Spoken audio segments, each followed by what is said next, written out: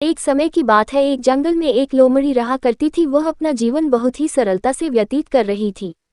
वह मुसीबत पड़ने पर बहुत ही बुद्धि से काम लेती थी। एक दिन वह सुबह हर रोज की तरह खाने की तलाश में निकल पड़ी, लेकिन बहुत जगह पर घूमने फिरने के बाद उसे कहीं भी खाना नहीं मिल रहा था। उसने हिम्मत नहीं हारी और खाना ढूंढती हुई जंगल में आगे बढ़ती चली गई। सुबह का खाना तो उसके नसीब में नहीं था और वह थक भी चुकी थी। अब उसने निर्णय लिया कि थोड़ी देर आराम करने के बाद वह खाना ढूंढेगी। लोमड़ी ने आराम किया और दोपहर का खाना ढूंढने के लिए भूखी प्यासी निकल पड़ी। वह जंगल में इधर उधर भटक रही थी।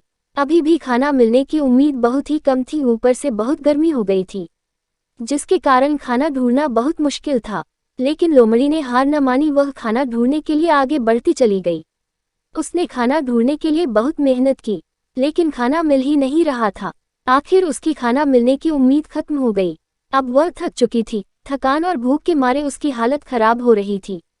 अब वह अपने लिए कुछ नहीं कर पा रही थी और छाया में पेड़ के सहारे बैठ गई। अब वह निराश होकर भगवान की ओर देखने लगी कि उसको उसी पेड़ की डाल पर बैठा अपनी चोंच में रोटी लिए एक कौवा दिखा। उसको खाना मिलने की उम्मीद की किरण नजर आई। उसके दिमाग में एक उपाय आया। उसने कौवे की प्रशंसा शुरू कर दी। अरे कौवे भाई, मैंने तुम्हारी प्रशंसा सुनी है। कहा जाता है कि तुम बहुत ही मधुर आवाज में गाते हो। तुम्हारी सुरीली आवाज पूरे जंगल में मशहूर है। मैं तुम्हें ढूंढते हुए यहाँ तक आई हूँ, क्या तुम मुझे सुरीली आवाज में गीत सुनाओगे? कौवे ने सोचा कि मुझे तो इस बात का कभी पता ही नहीं था कि मेरी आवाज इतनी सुरीली है कि पूरे जंगल के प्राणी मेरी प्रशंसा करते हैं। मैं अब गाकर देखता हूँ। बस अब क्या था, कौवे ने गाना शुरू किया और रोटी सीधी नीचे गिर गई।